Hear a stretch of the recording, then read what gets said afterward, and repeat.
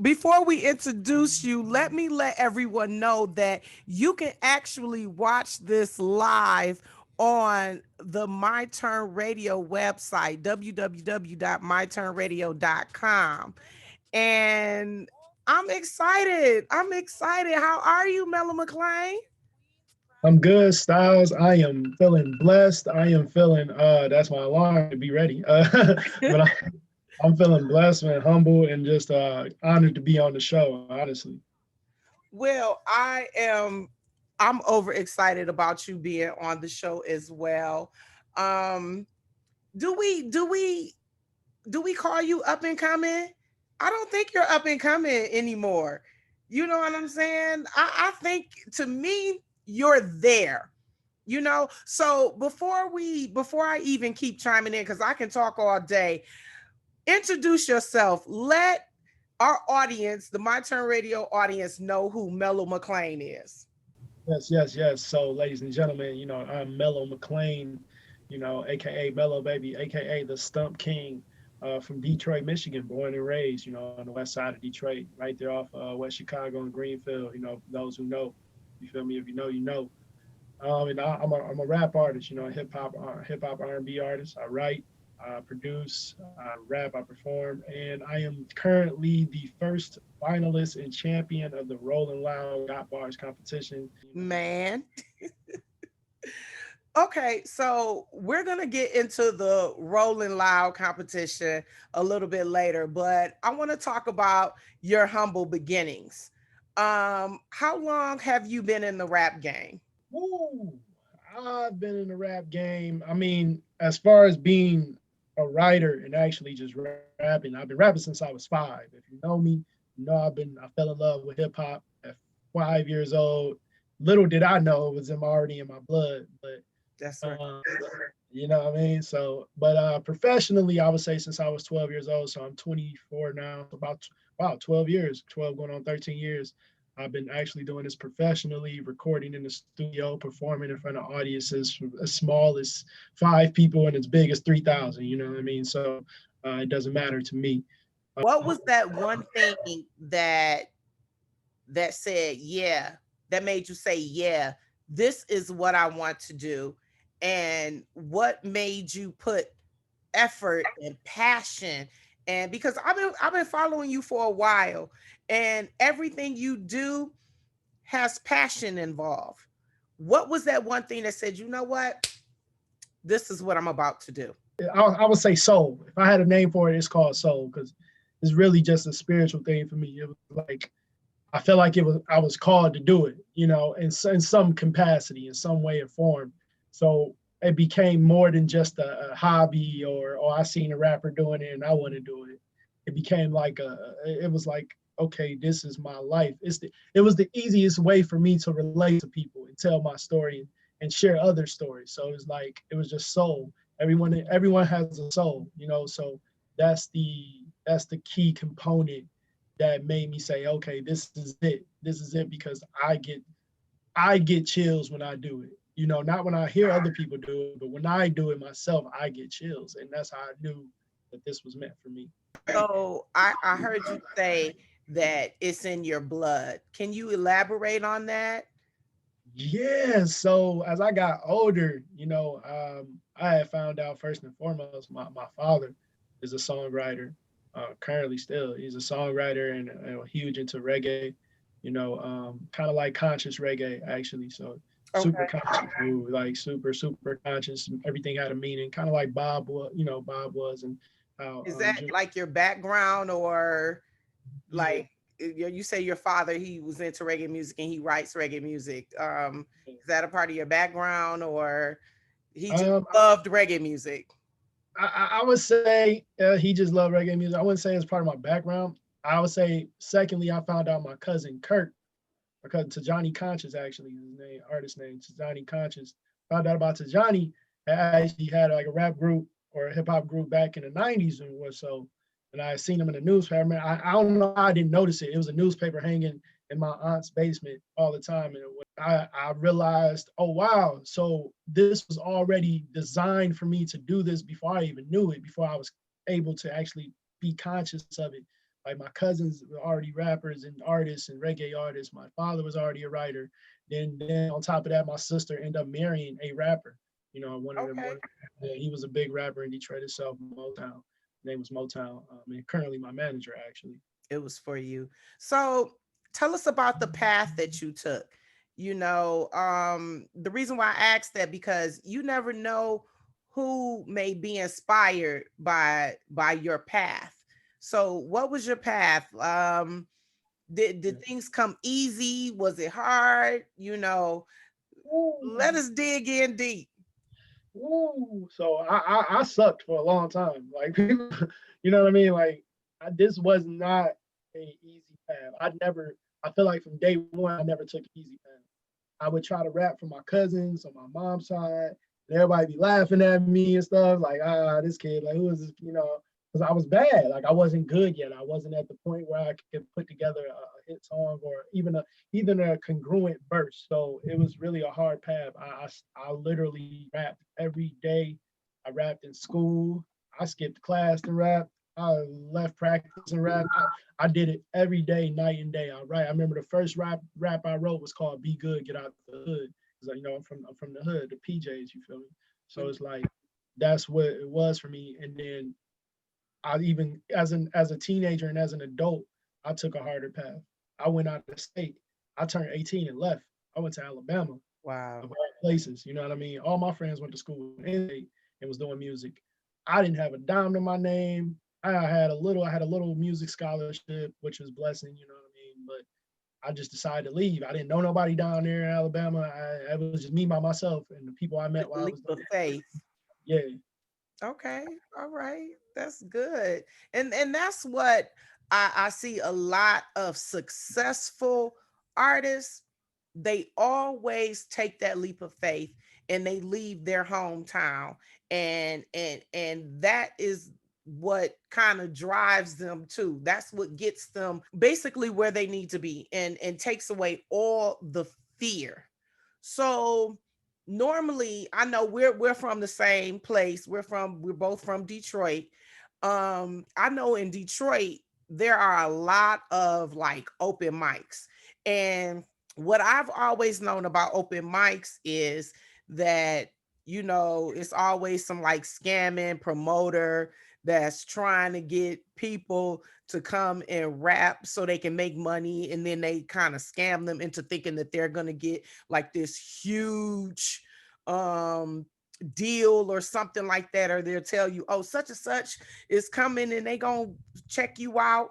Did you experience anything like that? Oh yeah, multiple times. Multiple. I tell people all the time, my story has always been I never win. I just started winning like competitions and things these last few years. Like my whole Detroit come up doing open mics. The promoter will tell me I'm dope.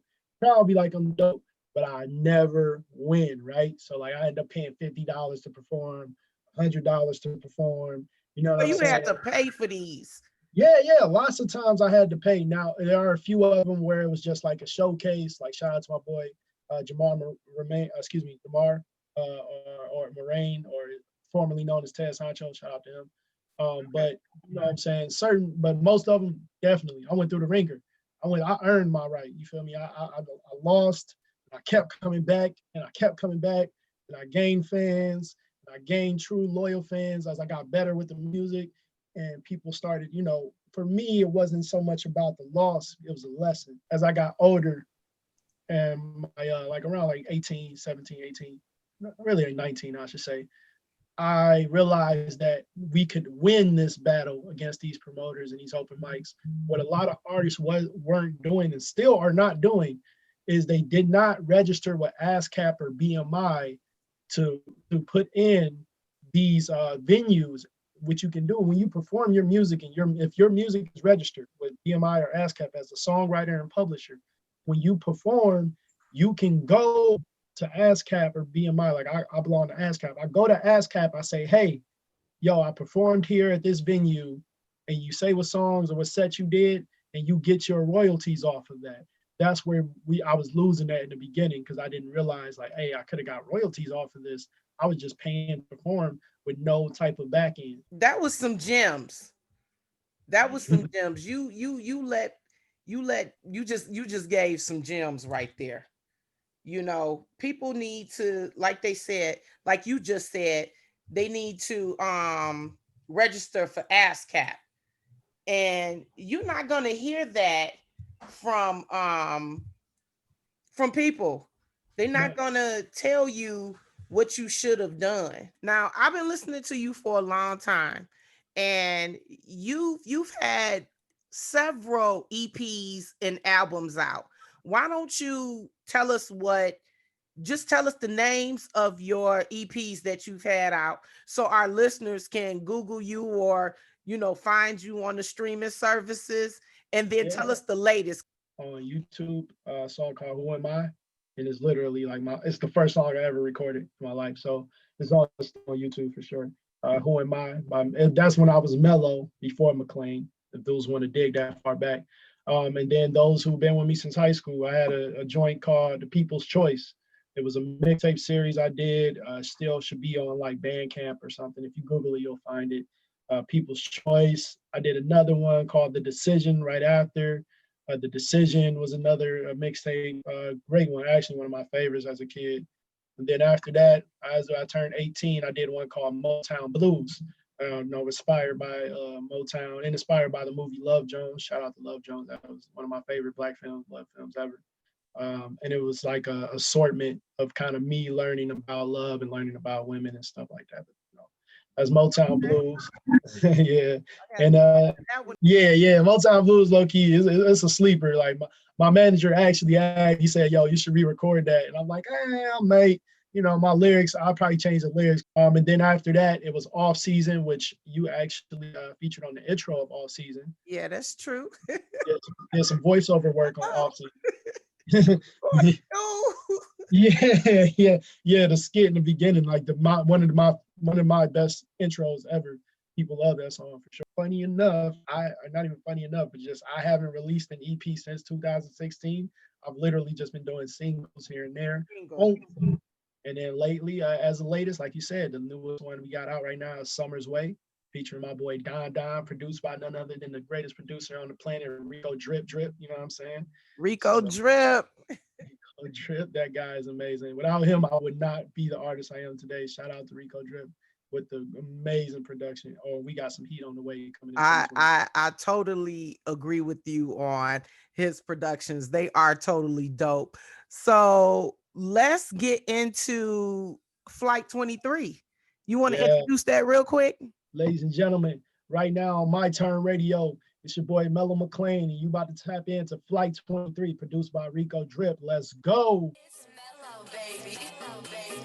It's a new season, Mellow is breathing. Only real kings are a lot of my allegiance. Your old nigga dumb girl, you dealing with a genius. Rap with a purpose, talk for a reason. Drip so wet, you would think I walk with Jesus. Every time I move is strategic. You don't understand it, you can't believe it. You don't speak the language, do you know English? Rico, they don't comprehend. I think we should give them a hand. I cut off your 5, I'm topping your 10. So thumb up my picture and finger your trends. This has always been a part of my plan. Shit on you rappers whenever I can. Put on for my city wherever I am. We all in your hood, don't fuck with the clan. Hey, lately I've been feeling like Jordan. Lately I've been feeling like Sparks. Lately I've been feeling like ballin'. Lately I've been feeling like ballin'. Lil' baby, please stop calling. Yes, Melo McClain. Yes, Flight 23. Looking like Jordan. Yes. And that's what you've been doing lately. You've been looking like Jordan for real. Like everything, it just seems like blessings upon blessings has been coming upon you. Let's talk about the BET experience right before the BET Awards. That caught my eye. I'm like, oh, this boy is repping for the D. I'm loving it. Yeah, it's so 313 all day. all day. So crazy story, quick. I'm gonna make it kind of shorten it up because it's a lot. The bottom line, I was in Atlanta, Georgia. I was living in Atlanta. I got a call basically from a neighbor's cousin wanted to manage me. Said, "Hey, we're gonna fly you out to LA, get you a place, and get you a job." I was like, "What?" Wow. I was like, "What?" Wait. You got to repeat that. They said it's like we're gonna pay for your flight to LA. We gonna get you your place. We gonna pay your first half of your first month's rent. Actually, I'll pay your first month's rent. We found you a spot to live with a roommate, and we gonna get you hired at a job. And kid you not, when I got there, I had the place. I got the job in less than a week and a half. And then I did BET Experience literally that same week I got there. That weekend, I did the BET Experience, and they had a competition called BET Next Rap Star, and it was like American Idol for rappers. It was all day long. I mean, from 8 a.m. to 8 p.m. I made it through over 500 people. Over 500 people. I made it to the top 9 out of 500 people. So See, that part I didn't know. I didn't know that you had to go through 500 people. yeah, we had like what 4 rounds? I think we had 4 rounds, and I end up getting to the top 9. And I actually, my crazy is my music was messing up. Like they couldn't even get my music right for whatever reason. So I end up performing Flight 23 a cappella. And I actually, if you watch the clip, it's on YouTube. Got over like 300,000 views. BET Next Rap Star. You'll see me performing Flight 23, and I literally did it a cappella. And some would debate that I should have won, but that's neither here or there. I feel like I still represented. I got a lot of buff that I got like crazy DMs from people that was there, like, "Yo, you should have won." That was crazy. You can even hear the crowd's reaction in the video. It was an experience for me that was great. And yeah, it was BET. Like I said, I actually got to see Megan Thee Stallion live. I got to meet like a couple different artists. Like I actually got like a lot of plug when I was there, a lot of pub as well. It was amazing. It sounds amazing. Yeah, It yeah. really does sound amazing. I'm still like stumped over the 500 people that you had to go through, but you know what? Like I said, I've been watching your journey for a long time, and I'm not surprised that you came through. I don't know how I can say this, but I really feel like you're amazing when it comes down to this rap game. You know what I'm Thank saying? And by me closely watching every step that you've made, it really, like, you deserve all the accolades that you have gone through. So let's you just brought out Summer's Way, what, about 3 weeks ago? Yeah, about 3 weeks, about 2 or 3 weeks. Yeah, Three yeah. weeks. Okay, so let's get into Summer's Way. I really like this one. I really like this one. So my turn radio again. We're speaking with Melo McClain here on the Friday Hot Spot. This is DJ Montana right here. This I is our see. DJ right here for the Friday Hot Spot. She has a show on Monday nights. It's called Sex and Dance Hall. It comes on from 9 to midnight. So um you can she's off today, but you can check her out, Mello, on Monday night. But yeah, let's get into Summer's Way. I really dig this one.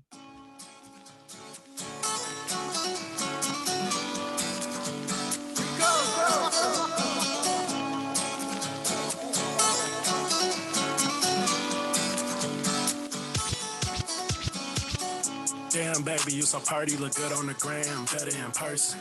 When she walk, it's like murder. Never clock in, I'll always be working. Pretty, 30 smile, attitude, well, nobody's perfect. She can win the presidential election and still be in the mirror twerking.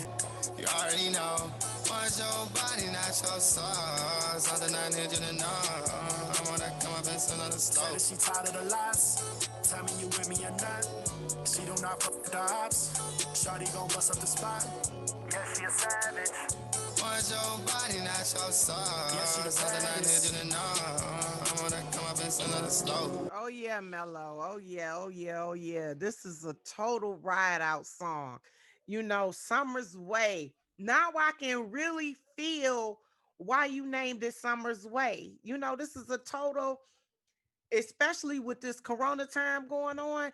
You just hop in your car, put this on. If you got a drop top, let that drop top down, let the sunroof open, whatever, and just cruise. I can just imagine, heading down Jefferson, bopping this. It's a total bop. Yeah, yeah, yeah.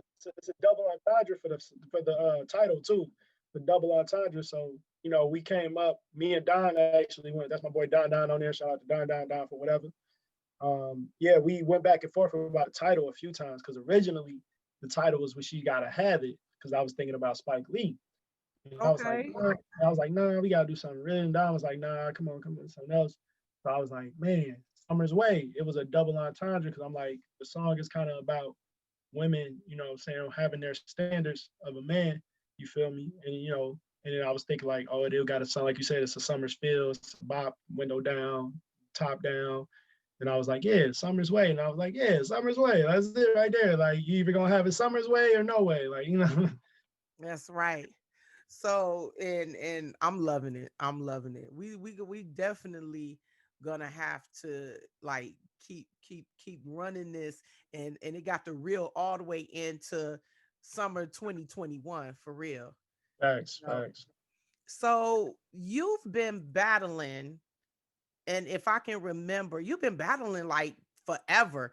I can remember seeing you on what's it called, the Top 88 Oh on yeah, DJ BJ yeah. The Friday night ciphers on Friday Hot One. Night Cypher. You know Yeah, what? Shout out. I know me and you are like deep in age, like 10 years apart or something like that. Shout out to Sugar Ray and oh my God, why can't I remember Andre's name? Sugar Ray did the first Reggae Girls Dance Hall Queen competition. She was one of our first judges, by the way. So she hold a special place of Lieutenant Dre. That was his name. Shout out Lieutenant Dre and Sugar Ray on who used to be on 105.9 back then. Now it's 107.5. But they started the Friday Night Cypher. And then, just like generations, like on the BET, first it was Free and AJ, then it ended up being what's his name? Jay something or whatever. I can't remember his name. Now he's an actor. But each generation have their people running particular things. And back when you were in the ciphers, it was DJ BJ. And yeah. I used to see you go in there and kill those cats. And they were way older than you. How old were you when you were doing those ciphers? I was only 19. I was 19 when I did those ciphers. So, what I mean? I was in there doing my thing. I just dropped out of college, out of Alabama A&M. And I came back and then they was like, yeah, submit a video on Instagram. And I was like, all right, bet. I did the video. They called me up, said, hey, we want you to come up here and do the cipher. Cool enough, I actually got to do that side by side with my boy Hive that I went to high school with. And it was like a dream come true because we had been rapping in high school together. And we actually got to go together on the radio. So that was my first radio appearance. So that was dope. So from those humble beginnings until now, I got bars. Mm, Woo, Lord, Lord, Lord, Lord, Lord. When I mm. say every Friday for the past 4 weeks, as soon as I got off air, I'm running to Rolling Out's web page. The I Got Bars, it was on Twitch Yeah. to see you battle these cats.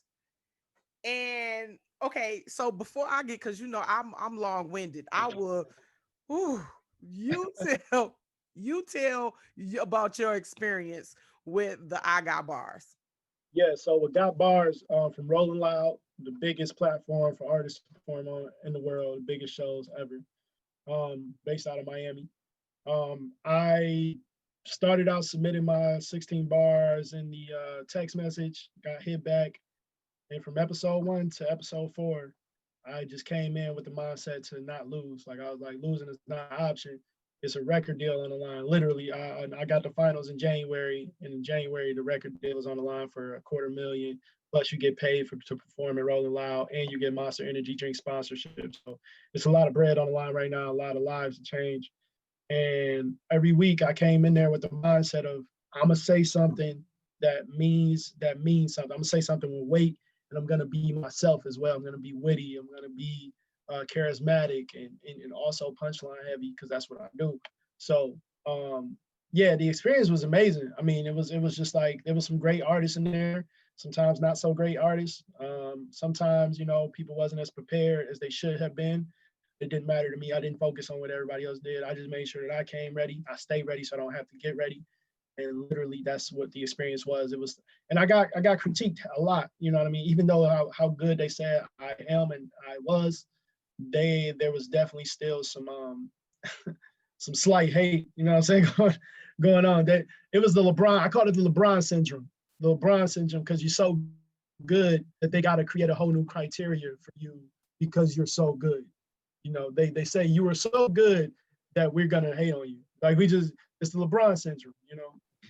And that's exactly what happened. Let me tell you the experience from a onlooker, patron of the show, what the experience was for me.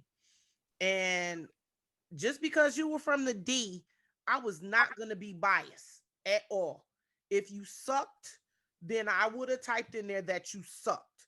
But you killed every person lyrically week 1, week 2. But let's talk about week 3. Week 3 had me so mad that I was ready to choke the judges. Like one of the judges, he had on like a lumberyard.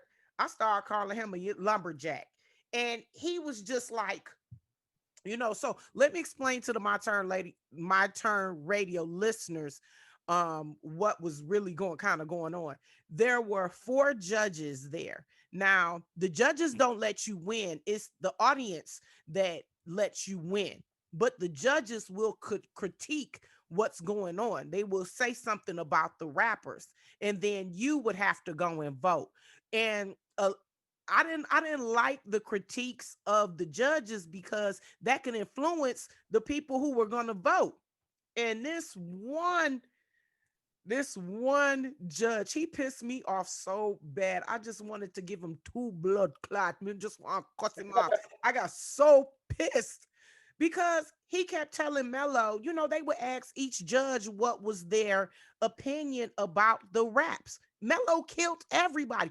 And not only that, week 3, they brought the weakest of rappers to go. It was a total insult. I was mad. It was a total insult with the people that they brought. They were weak rappers. Like one of the dudes, they had to ask him 3 times to re-rap what he rapped. He was like, I'm so under like Fabuloso up under the cabinet. And they were like, excuse me, can you do that again? And then he repeated, I'm so low like Fabuloso up under the cabinet. I'm like, ugh, I'm mad because that week they didn't give anybody to challenge you. You know what I'm saying? And then the gall and the nerve of the lumberjack judge to say to you, and he said it twice. He said it, matter of fact, he said it 3 weeks. He said it the second week, the third week, and the fourth week, the last week, that he was used to you winning. So he's not gonna vote for you. He know that you gonna cut everybody up. So he's not gonna vote for you. Why? The LeBron syndrome. Like, okay, the boy is dope. He comes in every week with something different. You know what I'm saying? And then that week was the week you talked about the whole thing. You talked about rolling loud, smoking. You talked about Monster drink, and then you turned around and you brought the product right on the screen. And then the man turned around and say, well, we know he dope, so I'm not gonna, I expect that from him. So it's nothing new. It's nothing new that he's a winner. Are you serious? I was angry, dude. I was mad. I wanted to throw my phone against the wall. But my phone wouldn't have hit Lumberjack in the head, so it didn't make any sense. You know? Yeah, they say if you ain't got haters, you ain't popping. So I thank God every day for every hater. I pray for him every day. Yeah. It was madness. And then, I don't know if it was by design or what, but they brought this one cat on there who was from the movie. I was about to say Get Out, but that's not the movie. Get Roxanne. He No. was in. Yeah, no, he was in Roxanne, and he was in the Oh, he Kid was Nas. in Roxanne too. He played the little Nas. He played Kid Nas at the end. He was the little Nas at the end. Seriously? Oh, you're Yeah. gonna make me go back and watch that. But he was in the Get Down. Hmm. He was in the Get Down. Why did y'all bring a actor who is also a rapper to battle him? Like, this dude have fans. But that didn't matter. It did not matter because you still won. Yeah, Still yeah. won. Your skills too good for all of that. The real gonna prevail always. That's just what it is. And I've always told myself, I'm a competitive person. I'm competitive by nature, my whole life. So I always tell myself I gotta focus on what I'm doing and how I'm gonna do it, and focus on my support base, my home base with all of y'all, and make sure I keep everybody in the loop. I bust my butt. I send out the text messages myself along with you and my manager. We all do it manually ourselves. Ain't no paid promotion team, ain't no paid marketing, ain't nobody getting paid to vote. No, this is literally just pure blood, sweat, and tears and bars to get everybody in. And I want to thank everybody. Thank you. And I want to thank everybody for who voted and who's continuing to support me through this, because without y'all, I'm not gonna be there. I cannot go to where I need to go and elevate to where I need to elevate without my support system, what I like to call y'all family. Y'all all family, because if y'all mess with me, y'all ride for me, y'all my family. Absolutely. And speaking of family, it's one thing you didn't mention, and I'm gonna let the cat out the bag. Melo is also Jamaican. His dad is Jamaican. His dad's family, they're Jamaican. So when he said it's in his blood, it's in his blood. That music thing is in his blood. Um, and his determination, his strength, his admiration, everything, you know what I'm saying? I know that's that Jamaican part of you too, you know. No, that's definitely by far is the Jamaican part of me. I have no one else as passionate as the Jamaican people and as my Jamaican family. Like, we are all super passionate, hardcore people. Like when we say we're gonna do something and we really our dreams, what I'm saying? That's just something. And then, the work ethic is just something we take on, and that's definitely from the fam. Like I said, it's just from the family. Like, yeah, that Jamaican blood is boiling. That's right. That's right. So let everyone know about what you got coming up next.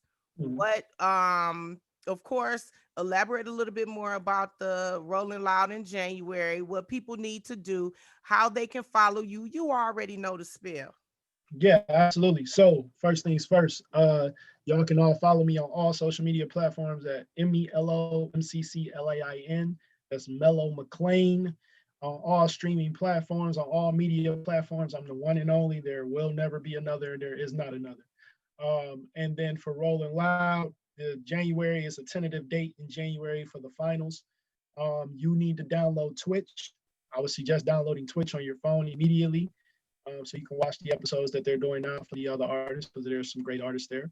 And so you can be ready for January to vote for me. You need to download Twitch, follow Got Bars at Got Bars on Instagram to keep up with the competition. Excuse me, a little fly. But keep up with the competition there. To vote, we're gonna need your votes. So follow it. Follow me.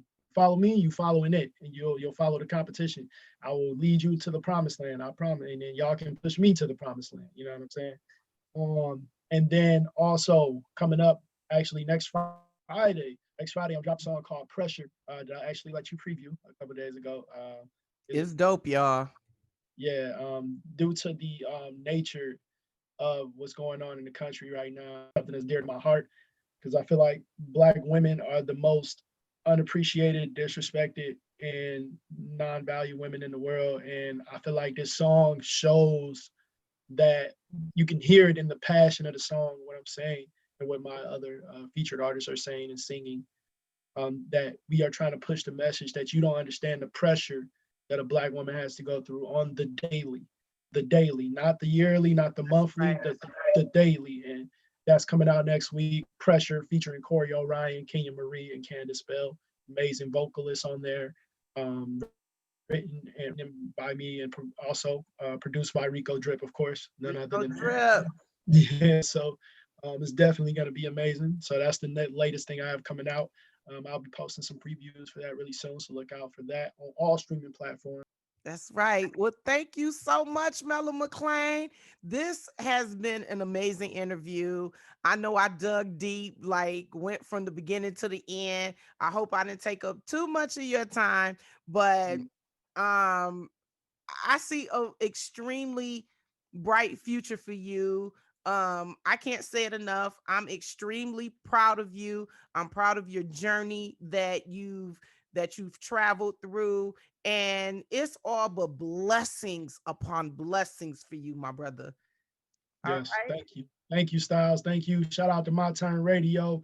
I love it. Y'all stay tuned in. Hey, Styles is on here every Friday. Tune in. My Turn Radio is lit. Yes, sir. All right. Well, thanks for tuning in, and thank you so much for joining us. Okay. You have a good night. You too. One love. One love. Body exotic, shorty, you got it. You do what you want cause you poppin'. Hey. I heard she from Houston, that booty be moving. I'm loving the way that she rock it. Hey. She on a wave, she got the drip, she got that water faucet. Hey.